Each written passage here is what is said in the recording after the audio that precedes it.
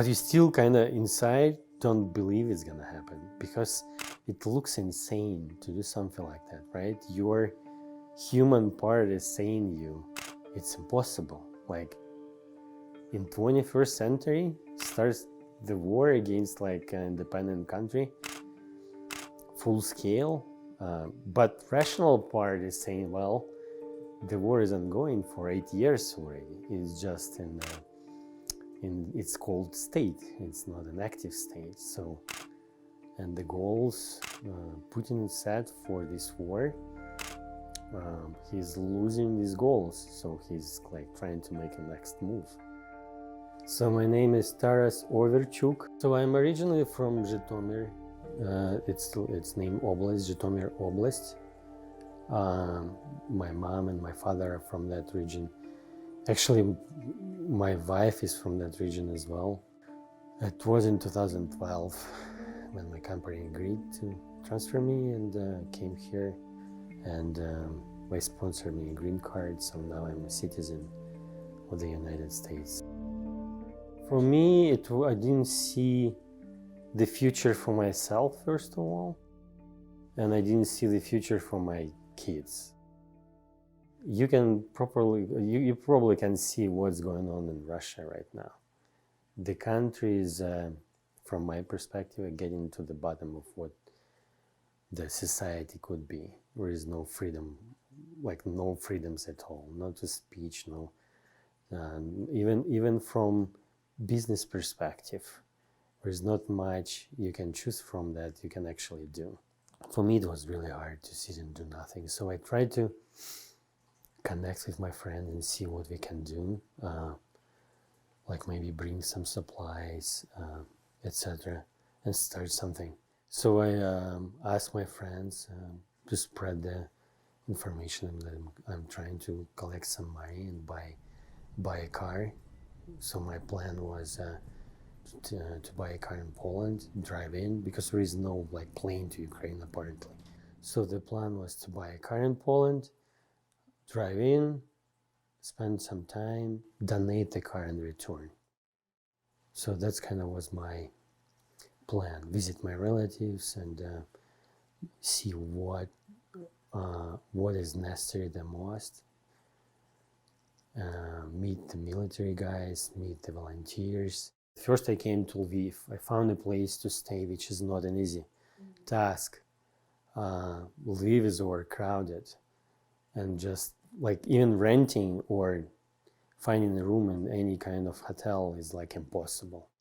It's at 100 capacity, at least at the moment I was there. So I didn't take a lot of pictures on my trip, but I did some, for example, this particular picture is about this line on the border from Poland side going in.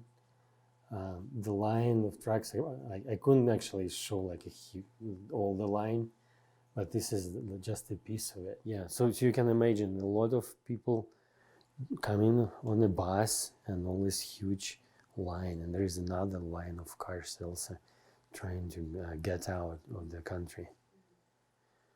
And like seeing this flow of people is actually like, I couldn't hold my tears actually. To get to Lviv, I think I had like 3 checkpoints, but the biggest issue was that it's curfew time at night. How do you approach the checkpoints?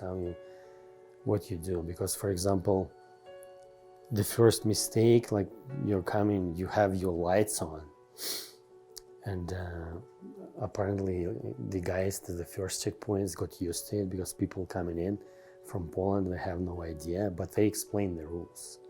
You need, while you're approaching the checkpoint, you need to switch off your lights. You can actually use the alarm system, so you can kind of show yourself at night. But you need to switch off the lights. You need to switch on the lights in your car so we see you from inside your car. And this is the way you approach. Otherwise, we may actually consider you to be a threat. It was actually a little bit scary. I cannot like say it wasn't. I did feel I was scared. But I think at that moment it was a mix of like fear and anger. and frustration as well, that this is all happening. So since I met the volunteers, I was not driving the car empty. I did bring some medical supplies, like a big bag of some medical supplies for like bandages and some tourniquets and something for the front line as well, for first aid, like first aid kits. We opened the organization that we named Ukraine Aid Fund. I think we started it like a couple of days after I registered, not started. We registered a couple of days after I came from Ukraine. So this is our website. It's ukraineaidfund.org. As I said, we opened just several weeks ago, but we do have functionality of donation, as well as we're gonna publish, and we already published some of the projects we've done.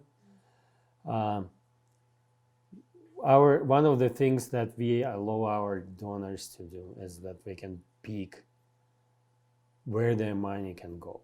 For now, we split it to 3 buckets. One, as I said, and would be our preference, is support of the troops. We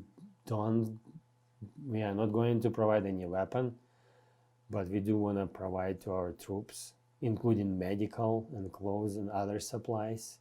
It's one of the things we can do here in America, is reach out to Americans to get this message out that Ukraine requires help from everything, not only from governments.